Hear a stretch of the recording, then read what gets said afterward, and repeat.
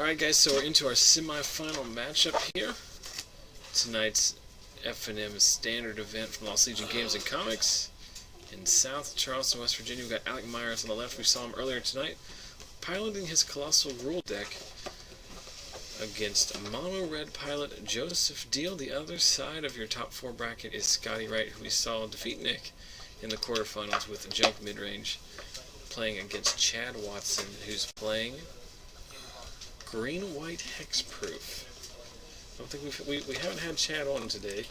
Every time Chad is like, it's like a good chance for Chad to be on. He's like playing the person that was just on camera. Yeah. And that can be a little bit tedious. So Joseph has a what's that guy called? The heroic guy with the dragon mantle on it? Athlete, I think, something like that. Arena athlete with the dragon mantle on it. And a Rakdos Cackler, but we're seeing a Pelucranos. Domri fight. Yep, Domri fight, Pelucranos versus Arena Athlete. Pelucranos wins that one in a pretty lopsided affair.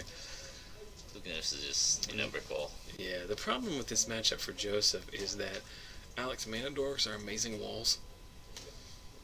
Lightning Strike on the Satyr is going to at least slow things down. Madcap skills, we're going to try to win this off the back of a Madcap skills.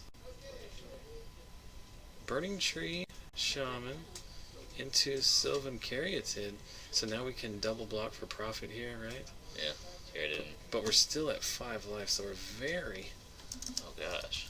Very low. Not sure how he got down to 5. Put a dragon mantle on this thing. Draw a card. It's insane. I don't know. Alec's deck is capable of winning in a very quick fashion as well. I think Green Red is probably one of the best decks out there right now. I mean, Alec's also like one mana away from Pelucranos kill your guy. Just double block here. Yeah. Well, we're gonna offer up our Pelucranos here. That doesn't seem right, does it? He probably needs the mana. He has a groove in his hand. I know that much. So Alec does in fact trade his Pelucranos and Burning-Tree Emissary for the suited up Rakdos Cackler, and Joseph debating a 2-ball here. He also, Alec's also playing around Titan Strength. Good point. Does it give trample? No. Just 3+3/+1? Yeah, so he wouldn't be able to kill it, and he'd just be out of luck. Yep. Hey, I'm just going to come in here and grab my code real fast and not interrupt you at all. No problem. Bye, Garrett. So Foundry Denizen follow-up from Joseph here. 2 mana, another Emissary, no Traveling Satyr. We're going to Domri fight just to kill the Denizen. That's pretty brutal. But I guess you're dead to like Madcap skills or something there, right?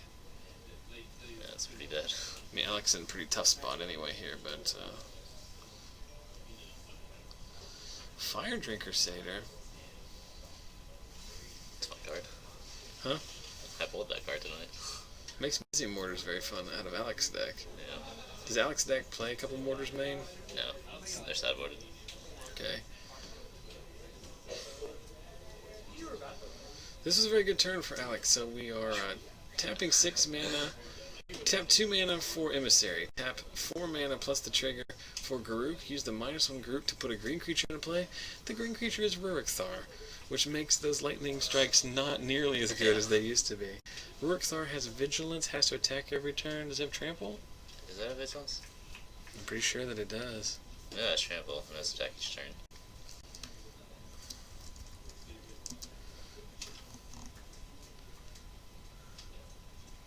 Doesn't look like the MTGO bot is So we're going to play a Krosan Crusader, which is not nearly as good in this spot as it would be other things. There's a Xenagos in Joseph's hand. We're going to... Oh, that's crucial right there. Getting a Satyr and a Scavenging Ooze off of a Garruk +1. The Ooze going to be able to basically put Alec's life effectively at 7, which is a lot... Against them, yeah. A lot better than... I guess it does have Vigilance. Better than 5, yeah. Alec showing Joseph the Xenagos, which is basically unplayable at this point, given that Alec has a Rurkthar in play, and it is not symmetric, or it is symmetric, and he will kill himself with it. It does have ignorance. My bad. So Alec going to eat 2 creatures. Go up to 6 here. It's just 1. Right? Nope. There's he 2. ate 2. Go up to 7, I should say. He was at 5. So add 7. Likely representing lethal here, as Joseph is going to need 2 burn spells. And no 2 burn spells in standard generate 7 mana. There's an Ash Zealot. Joseph has no attacks. I think he just loses here. Yeah, there was a window when he could have won, and the turn that when Alec revealed the Scavenging Ooze, he was far from. He just lost from that point. Yeah.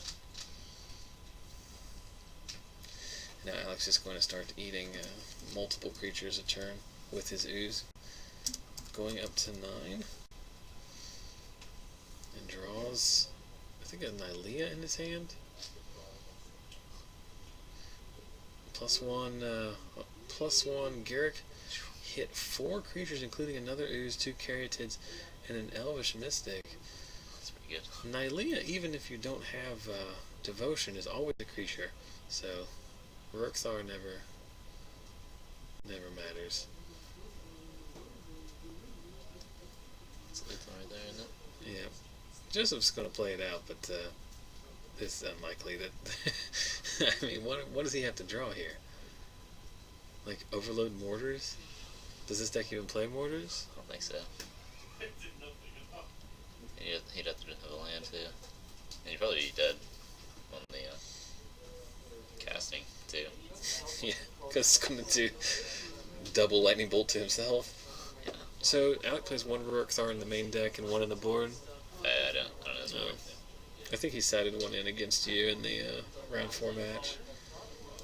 I know he has 1 in the main deck, obviously, since there's 1 here.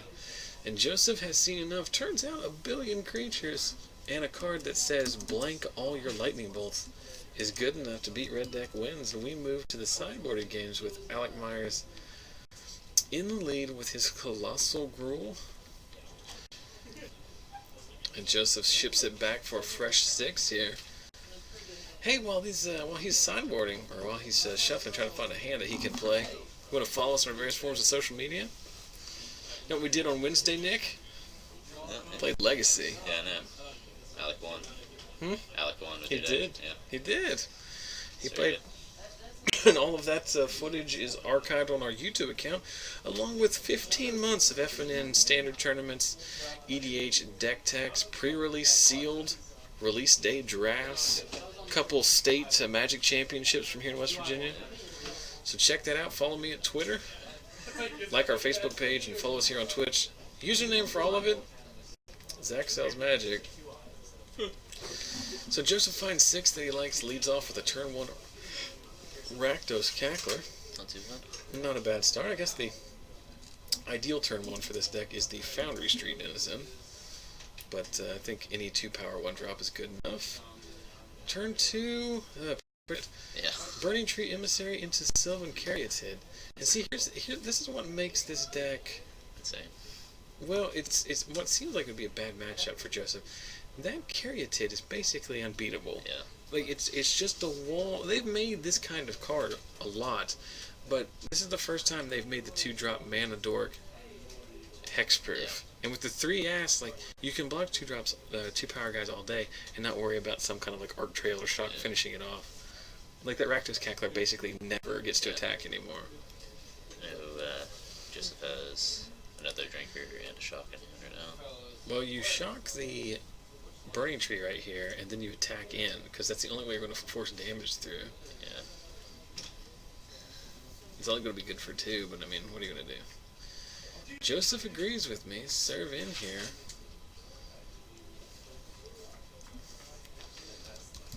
Alec blocking the Satyr, which doesn't really matter with Joseph tapped out, but you don't want to do that if he has mana up. Joseph missing a land drop too, so he keeps a a 3/1 drop, 1 mountain hand.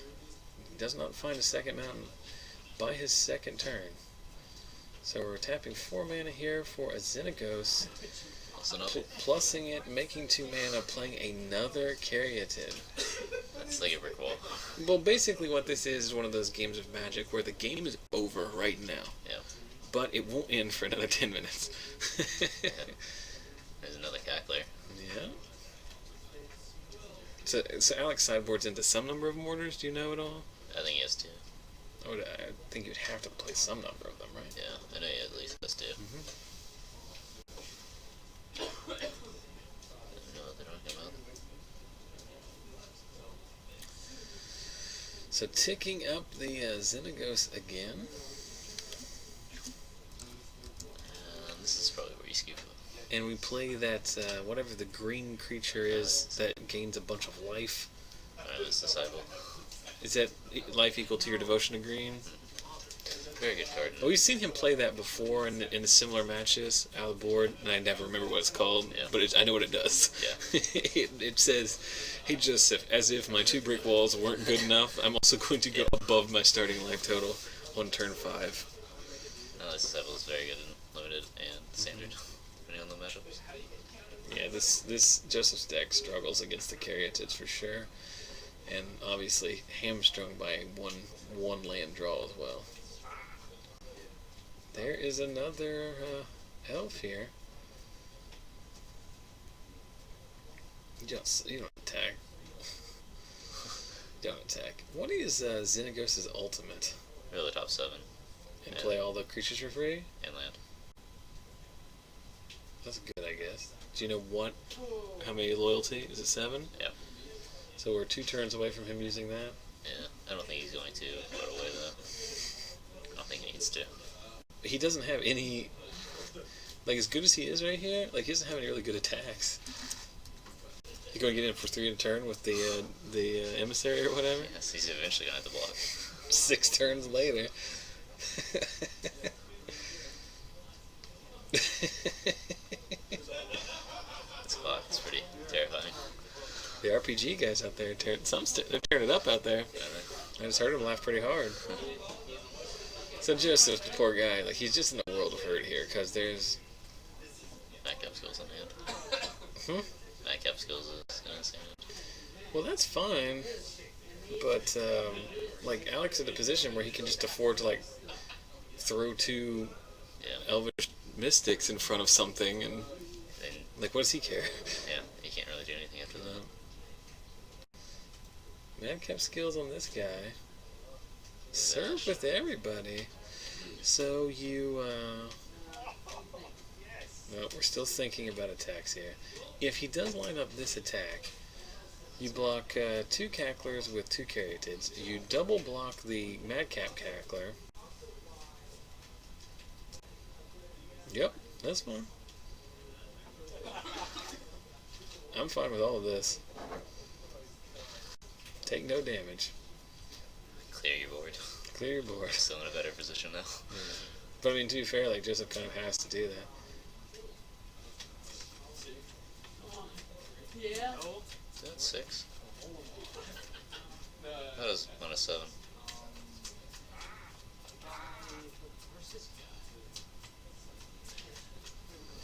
So we got a Pelucranos.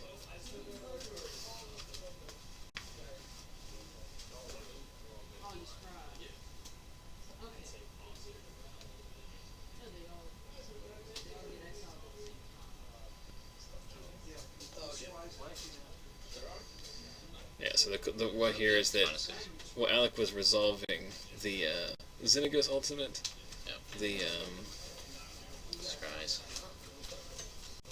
They all get exiled at the same time, so the Temple of Abandon trigger doesn't happen until after it's all done, so he's pushing that. We're going to tap everything and monstrous our Pelucranos. 1, 2, 3, 4, 5, 6, 7, 8, 9, so 4. Does it make this out there, doesn't it? No. The Nykthos was the card that would have been scryed if he'd resolved it incorrectly. You know what I mean? He scryed the Nykthos to the top. but like technically that wouldn't have, he wouldn't have gotten to that one. So I'm not sure exactly what was going on there because there was a lot of moving around, but we did ultimate our Xenagos. We found some business in the form of Pelucranos and a Scavenging Ooze. To be perfectly honest, none of this mattered, because when we played double carry it, the game was over. Yeah. But we find a Dragon's Breath here. I don't think Magic's really necessarily pay to win. Huh? They're talking about Magic being pay to win. Magic is one of the poorest EV games ever. The idea that someone who has a more valuable deck consistently beats someone who's a better player with a worse deck is often overstated. I think but Magic is an expensive hobby. Yeah. But you have to have skill to play it. I don't know. You can take a very good deck and go 1-3 at your local FNM. Yeah, look at Logan. I mean, burn. We almost got through an entire round with that Logan burn. Couldn't do it. Couldn't do it? Some would say shouldn't do it.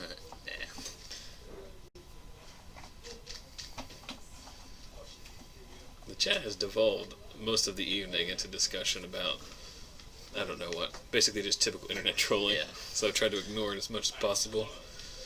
Looks like Titan Strength's coming out here. Oh, scoop. Yep. Joseph realizes the writing's on the wall. He might be able to survive or use a combat trick to take out one of Alec's creatures, but at the end of the day, Pelucranos was going monstrous, and he's going to attack for a billion damage. So, Alec moves into the finals here. Not sure if we're going to play the finals or not, but we're going to step outside and see how the other semifinals going. And I will be right back to let you guys know where we stand. So, sit tight.